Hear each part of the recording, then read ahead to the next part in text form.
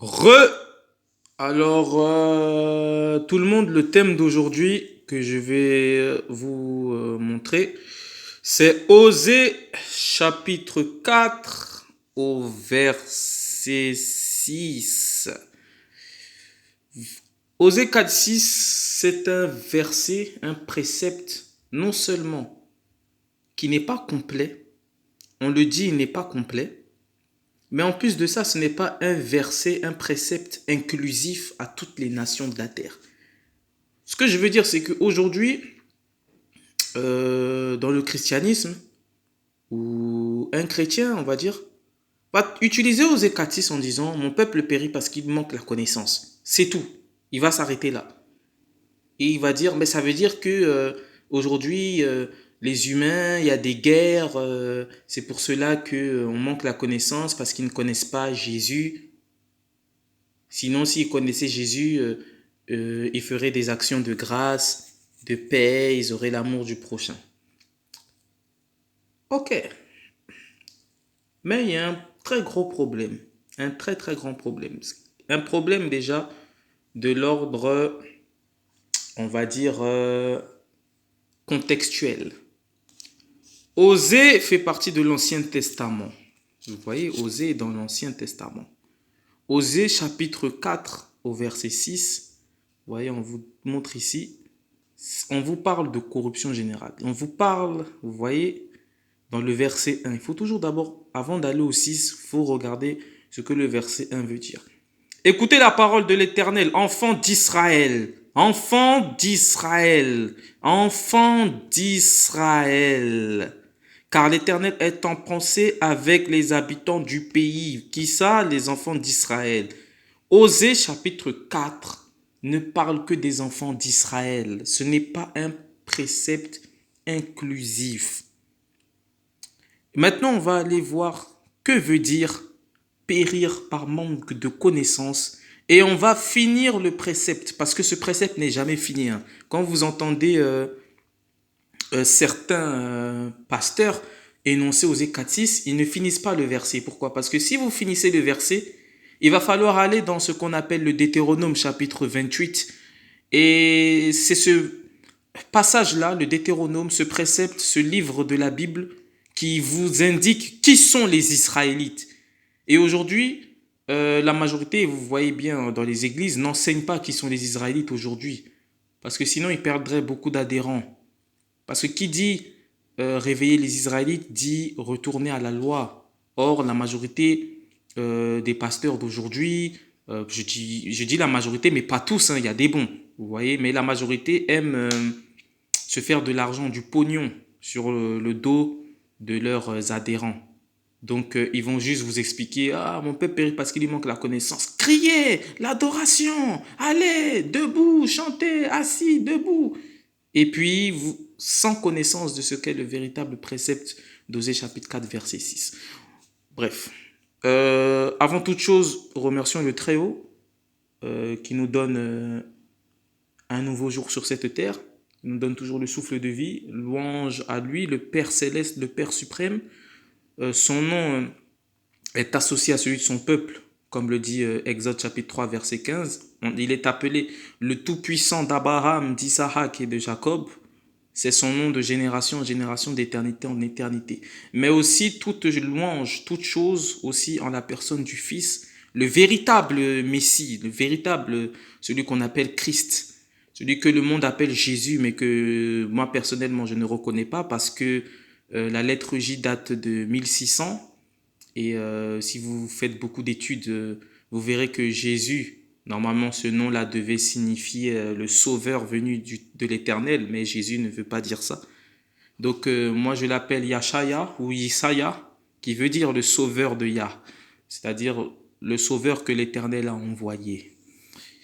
Bref, louange au Fils premier de la création, le Christ véritable. C'est parti. Alors, Osée chapitre 4 au verset 6. Mon peuple périt, faute de connaissance. Point. Et vous voyez, ça c'est la seule et unique phrase que les gens sortent. Mais c'est pas fini, vous voyez. Le 7, c'est jusqu'à là. C'est ça, tout ça, Osée 4:6. C'est tout ça. Tout ça, Osée 4, 6. On ne peut pas s'arrêter à mon peuple périt faute de connaissance. Regardez ici. Puisque toi, Israélite, en parlant du peuple entier, tu as rejeté la connaissance. Je te rejetterai de mon sacerdoce. Qui sont ceux qui sont, on va dire, aptes à faire le sacerdoce? C'est la tribu de Lévi. Vous voyez? C'est la tribu qui est consacrée au Tout-Puissant. C'est eux qui font le sacerdoce, les ministères dans les églises. Tout ce qui concerne les églises, c'est la tribu de Lévi. Ben, ce sont des Israélites. Donc, déjà, il n'y aura plus de culte. C'est-à-dire que l'odeur des offrandes que les Lévis faisaient avant, voilà, ils seront rejetés. C'est-à-dire le Créateur va tourner sa face de leur nouveau sacerdoce tant que le cœur, vous voyez, n'a pas eu repentance. Exactement. Je te rejetterai de mon sacerdoce. Puisque tu as oublié l'enseignement de ton Dieu, à mon tour, vous voyez quoi? À mon tour, quoi? J'oublierai tes fils. À mon tour, j'oublierai tes fils. À cause de quoi? Des péchés des pères. On oublie les fils à cause des péchés des pères. Mais les fils oubliés, les fils, qu'est-ce qu'ils doivent avoir comme punition? C'est comment ils sont punis, les fils. Osée 4.6 est précepte de Deutéronome chapitre 28. Déjà, je vais vous montrer dans mon peuple périt faute de connaissance. Qu'est-ce que la connaissance véritable? Déjà, on va aller dans les psaumes je vais aller dans les psaumes pour vous montrer que oui, la parole a été d'abord donnée uniquement aux Israélites pour que tout le monde en fait sache concrètement que la parole a été donnée aux Israélites. Voilà, on est au psaume 78 au verset 5. Il établit un témoignage en Jacob. Il mit une loi en Israël. Il avait commandé à nos pères de le faire connaître à leurs enfants. Jusqu'au 6. Que la génération qui vient le connaisse, les enfants qui viendront à naître. Première partie, vous voyez, la connaissance là, le témoignage de la connaissance, c'est la loi. C'est ça qui est la connaissance. On va aller dans un autre psaume, maintenant le psaume chapitre 147, qui va vous montrer encore une fois que cette loi est propre aux Israélites. Ce qui veut dire que c'est une alliance avec le sang. Hein. C'est ça que je vais vous faire comprendre. Que c'est une alliance avec le sang. Moïse, il a fait. Il révèle à Jacob sa parole, ses lois et jugements à Israël. Pas un peuple qui l'ait ainsi traité, pas un qui ait connu ses jugements. Alléluia. Ça veut dire quoi? Il a révélé tout le rouleau du livre là. Tout ça là, c'est pour les nègres. Tout ça, c'est pour les Israélites, les véritables négros. Tout ça là qu'on appelle le rouleau du livre, c'est connu que de nos pères, en vérité. Mais aujourd'hui, à cause de la désobéissance et du rejet de notre peuple, pendant un temps, les nations se sont emparées des papyrus, des rouleaux de la loi, du livre, pour en faire et pour en dessiner à leur image. C'est-à-dire qu'il y a eu des nouvelles traductions, ils ont aussi institué des nouveaux mots. Hein. Vous allez voir comme voilà, un exemple, Yahvé, Yiddish, Adonai, qui vient de Adonis, qui est égyptien. Vous voyez, le concile de Nicée a introduit des petits mots comme ça qui n'ont rien à voir en fait. Mais ça, il faut encore des études beaucoup plus profondes.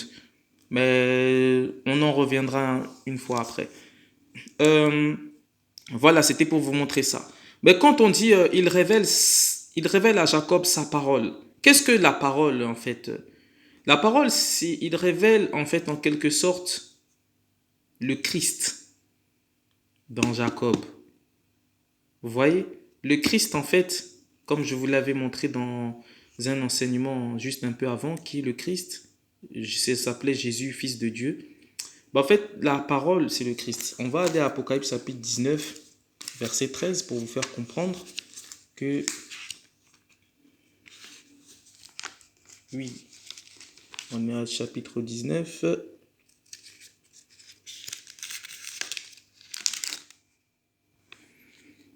Apocalypse 19, verset 13.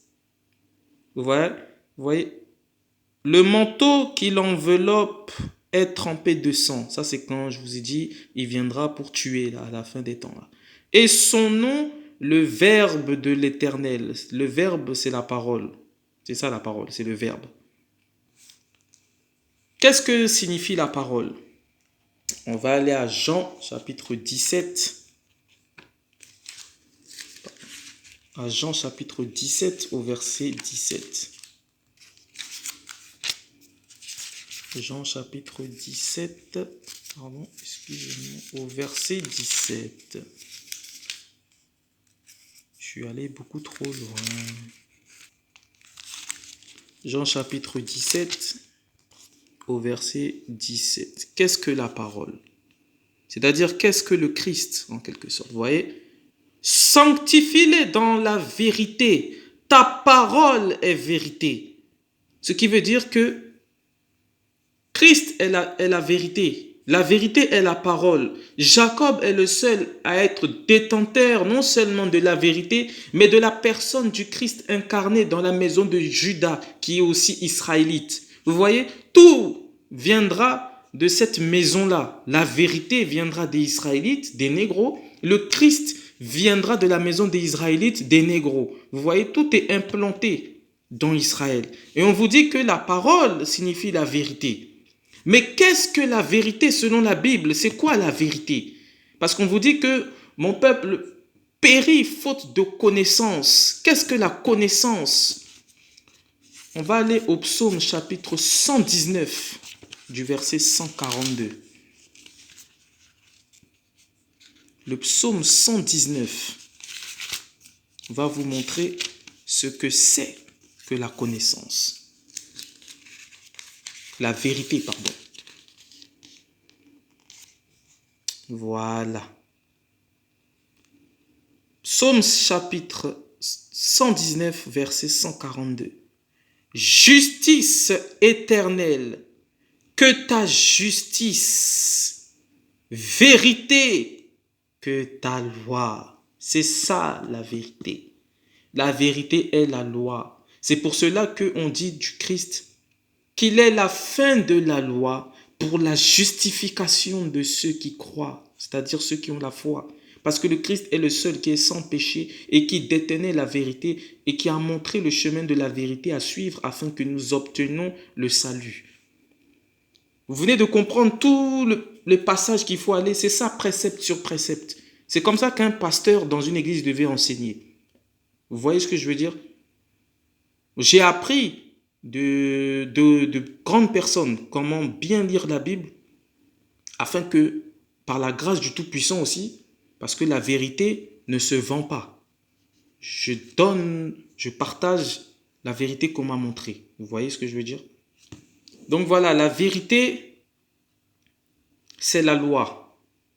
C'est pour cela aussi que le Christ va dire à Nicodème, un peu plus loin, Nicodème lui avait posé la question, mais comment avoir la vie éternelle? Le Christ a dit, si tu veux entrer dans la vie, observe les commandements, parce que c'est les commandements qui te permettent d'être sanctifié dans la vérité. Vous voyez, quand tu pratiques la loi, tu es sanctifié, tu es dans le vrai.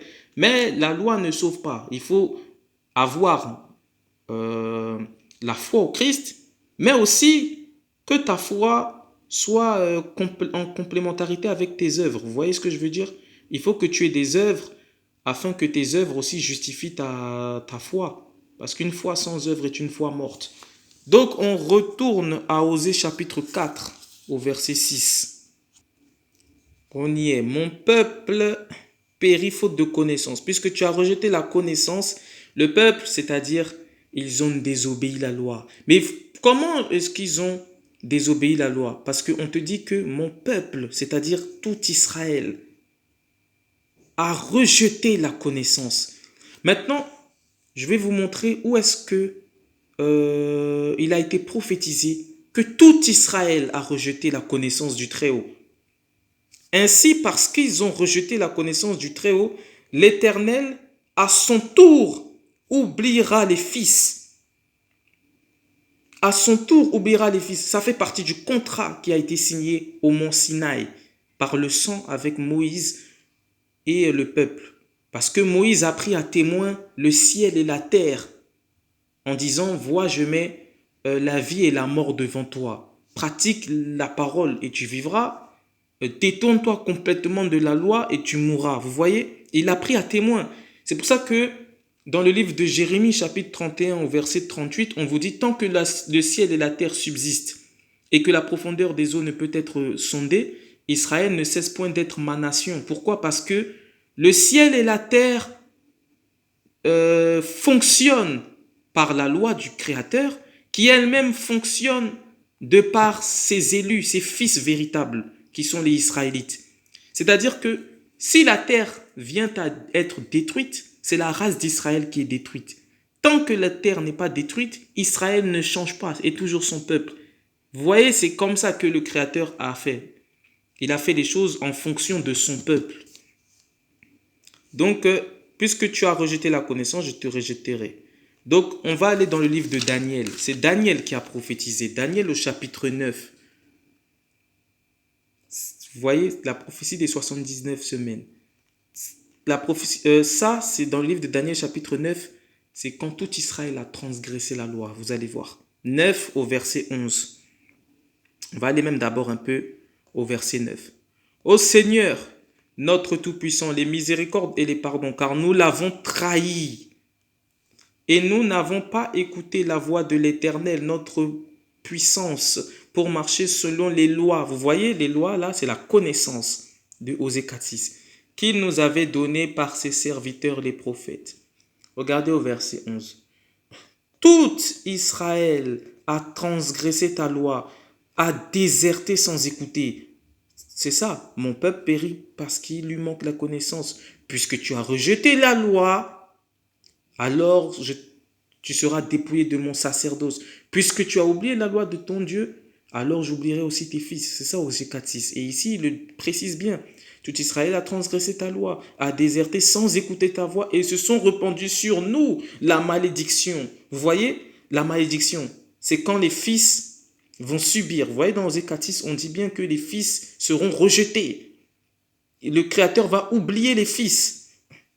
Et se sont répandus sur nous la malédiction et l'imprécation inscrite dans la loi de Moïse, le serviteur du Tout-Puissant. Vous voyez, la loi de Moïse, c'est quoi? La loi de Moïse, c'est, il y a Lévitique, mais il y a Deutéronome. Mais ici, on vous parle de malédiction. Bénédiction et malédiction, c'est Deutéronome chapitre 28. C'est ça qu'un pasteur, il doit vous montrer. Si le pasteur ne vous montre pas Deutéronome chapitre 28, bénédiction, malédiction, c'est-à-dire qu'il n'est pas là pour vous enseigner la vérité.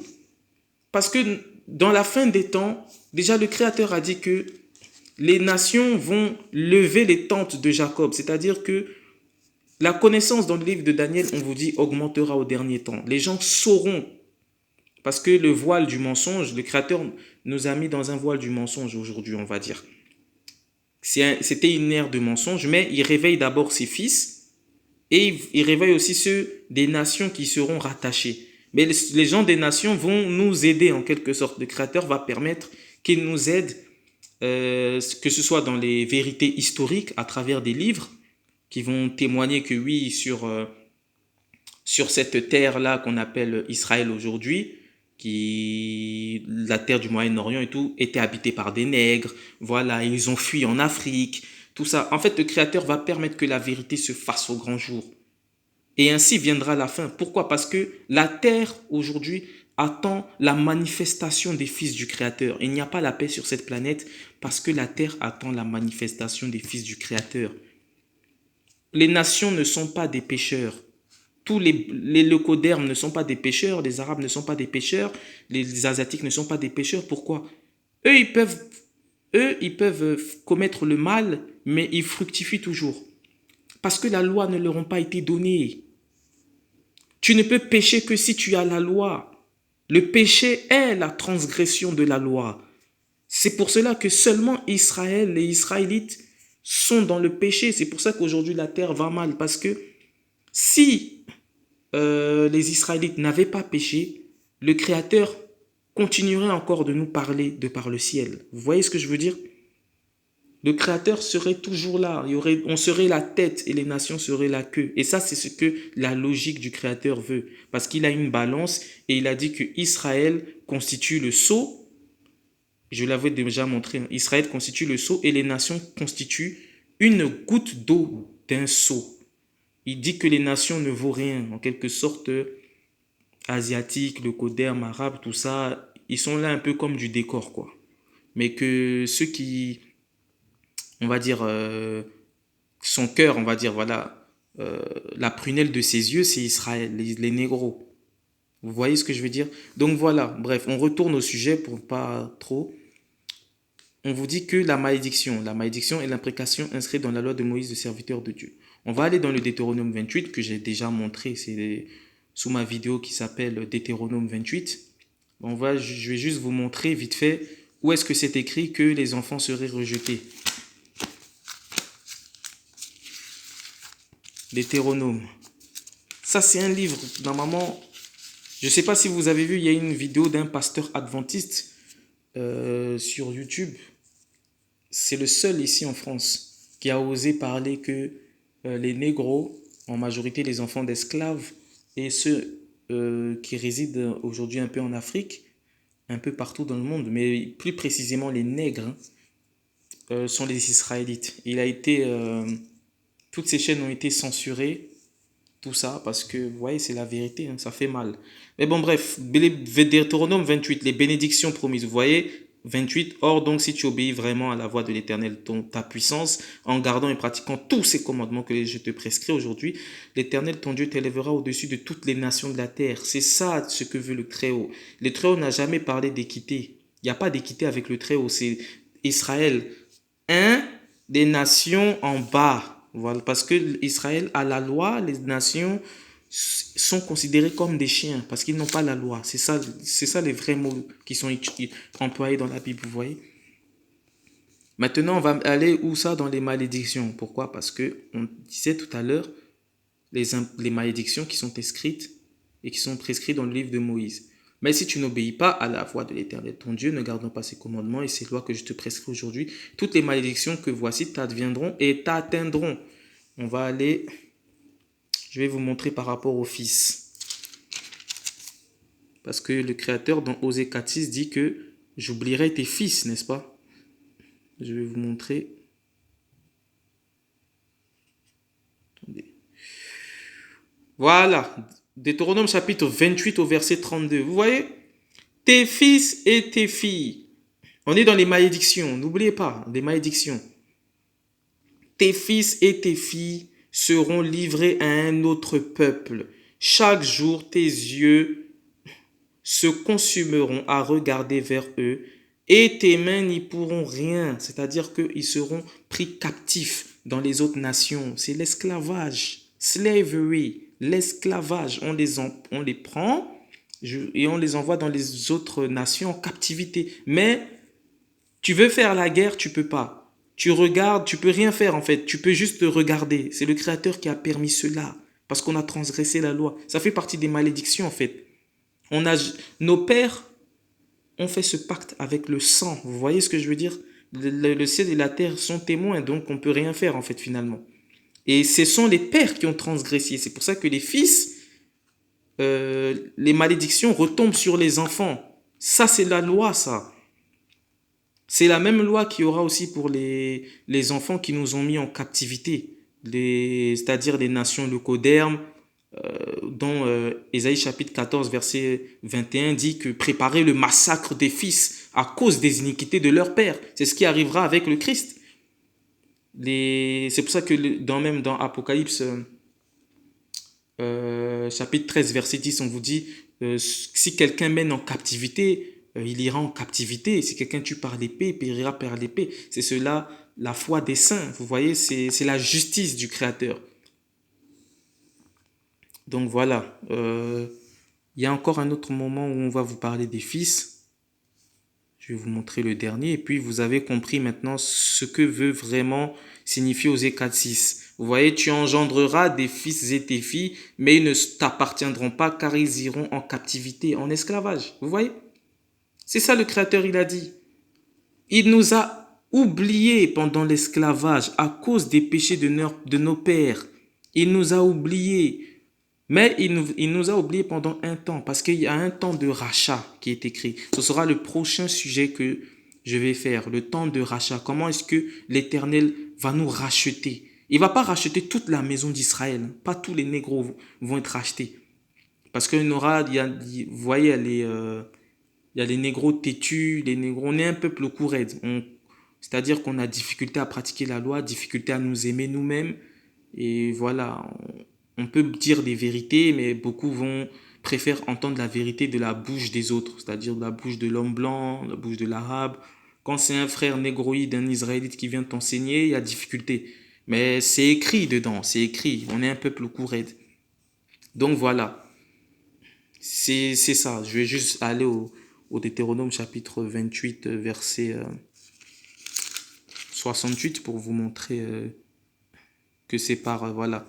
L'Éternel te renverra en Égypte. Je vous avais bien montré, selon l'Exode, que Égypte veut dire maison de servitude ici. C'est pas l'Afrique. Hein. L'Éternel te renverra en servitude, en esclavage, dans des vaisseaux, ces bateaux. C'est dans des bateaux. Ou par un chemin dont je t'avais dit, tu ne le reverras plus. Pourquoi? Parce qu'on avait été esclave, cette fois-ci, dans le pays d'Égypte. On a fait de l'esclavage, mais quand on est sorti du pays d'Égypte, le Créateur a dit, tu as trop souffert là-bas, tu n'iras plus en esclavage, mais pratique mes lois. Mais si tu ne pratiques pas, tu vas retourner. Mais malheureusement, on a désobéi, tout Israël a transgressé, donc on est retourné en captivité, cette fois-ci par bateau. Vous voyez? Et nous, les enfants, on a été oubliés. Vous voyez? Et là, vous irez vous vendre à vos ennemis en tant que serviteur et servante sans trouver d'acheteur. Vous voyez, ça c'est de Black Friday où les gens venaient, mais des fois personne ne voulait nous acheter ou autre. Donc voilà comment Osée 4, 6 a été, frères et sœurs, par la grâce du Tout-Puissant, hein, le Père Céleste, le seul et unique créateur de toutes choses, celui qui est rattaché à la maison d'Israël, c'est-à-dire le seul et unique Dieu vivant, Osée 4.6 a bien été enseigné. Voilà, merci d'avoir écouté.